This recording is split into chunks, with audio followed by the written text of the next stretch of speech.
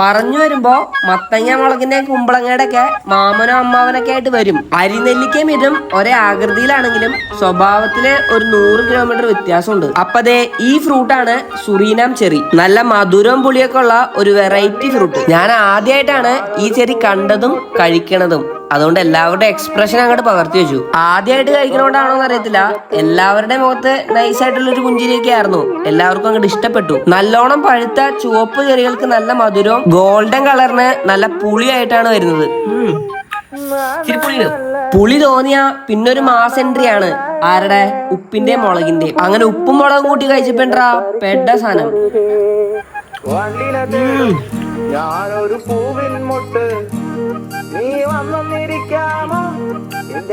അപ്പൊ ഈ ഫ്രൂട്ട് കഴിക്കാത്തവരുണ്ടെങ്കിൽ ഒന്ന് കമന്റ് ഇട്ടേരെ. പിന്നെ അക്കൗണ്ട് ഫോളോ ചെയ്താ വീണ്ടും വീണ്ടും കൊതിക്കാം.